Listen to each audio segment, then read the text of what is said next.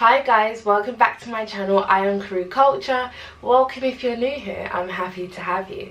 So today we will be talking about different ways you can get into banking and finance as a student. As application season is open now, I want you guys to have all the opportunities at your fingertips as to what you can apply for, what you're eligible for, and what you will be applying for. So make sure to watch to the end of this video, give your girl a massive thumbs up, and make sure you hit that subscribe button.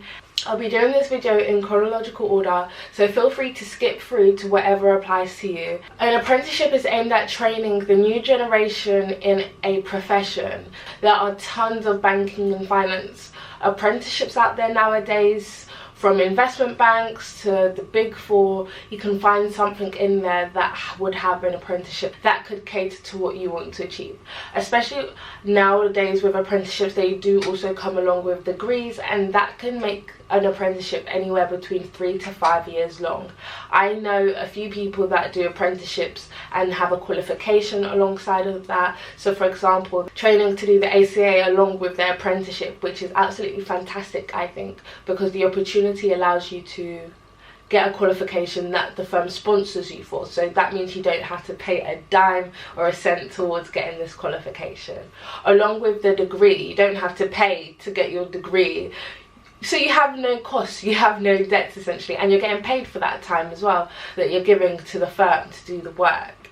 Next up we have traineeships, and the traineeship is typically aimed at student leavers again or graduates, and for me that is the path that I've taken. I am currently on a traineeship and they typically last a year long. So a traineeship is essentially 12 months where you are an employee of the firm that you get your traineeship at, and you work there and you learn everything about the division. A trainee is literally an employee in training.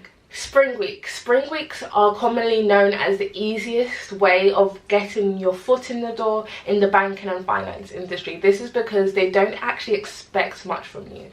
As a first year undergrad who spring weeks are tailored for, you spend a portion of your Easter break getting great insight into a particular firm. Being the easiest kind of experience to gain in the banking and finance industry, I would highly recommend this for anyone eligible to apply. I also know that if you're a second year on a 4-year course, you're also eligible to apply for a spring week. The reason why spring week is the easiest point of entry for anyone to break into banking and finance is because the application process isn't as strenuous. They typically request a CV from you and perhaps some psychometric testing.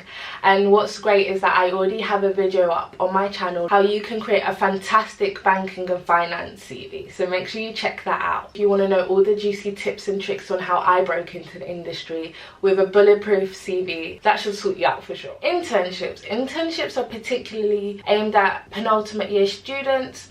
So that is if you're in your second to final year of university. You're also eligible to apply for internships if in your final year and a master's student. You could swing it at a lot of firms, which people don't actually know, by being in your final year and applying to internships. So just make sure you do your research properly, see if the firm will actually accommodate for you, because I know a lot of people in their final year, they don't think that they can apply for internships, and same with when they're doing a master's. So to break down different types of internships for you, you have your summer internship, which is very popular amongst a lot of people. It's not the easiest point of entry, but it is a relatively easier point of entry to break into finance and banking, to get your foot in the door and gain some really good experience whilst earning a considerable amount of money. Summer internships are anywhere between 8 to 10 weeks long. You also have off-cycle internships which aren't as popular as summer internships and are also not as competitive, which range around 3 months. When it says off-cycle, it kind of means that it would be in a winter period or somewhere around that time where you would be getting experience from that firm. And lastly, you have placement year. So placement year is a type of internship which is also known as a year in industry, where you spend a 12-month period working at a firm. I would say on the spectrum from most intense to least intense, it goes summer, off cycle, then placement year, just because of how long you have to prove yourself in each one. Typically these are your sweet spots to secure your graduate role for when you finish university. You just do your summer, live your best life, and then go and start in the working world. Internships are a fantastic opportunity to get real hands-on experience where you actually do work that should mean something to you and the business. It gives you a substantial enough amount of time for you to figure out like if you really like that or if you really don't like that, and then navigate your career pathway from there. Graduate roles are aimed at final year students, graduates, and even master's students. Graduate roles, I would say, are the most competitive point of entry for breaking and getting your foot in the door when it comes to banking and finance. And I say this because a lot of firms have already had their summer interns, which tend to be the highest intake that they give offers to for the graduate roles. So it means the headcount when it comes to applying for graduate roles is much lower. The application success rate is much lower because there aren't as many seats left at the desk, essentially. A graduate role spans anywhere between 12 months to 2 years, so you really get a good amount of time in the divisions you have applied for to really get into the nitty-gritty of the job. It's an entry-level position where you essentially are trained to do the job that you want to do. It can be known as quite an intense process because you have to do certain exams perhaps and qualifications to be able to be promoted to the next level, which kind of tends to be an associate of some sort. Graduate roles are also a fantastic opportunity to become very familiar with different areas of the business. I know quite a few graduate schemes, and it's becoming increasingly popular.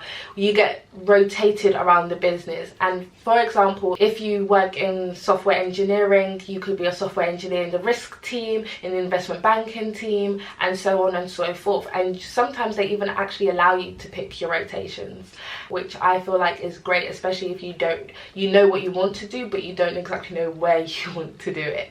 Application season is in full force. It is October now, so please guys be applying if you haven't started already. It's a fantastic opportunity that I would encourage anyone to go after, and I have so many resources to help you out. I have the Insight series, which I've made into a nice playlist for you guys, which gives you insight to different areas of banking and finance, and I also have another playlist that gives you really good application advice. I go into the granular details, even the most silliest of questions that I've had to ask and figure out along the way will be in this playlist, so make sure you check both of them out. And that's a wrap. So thank you for watching today's video, guys.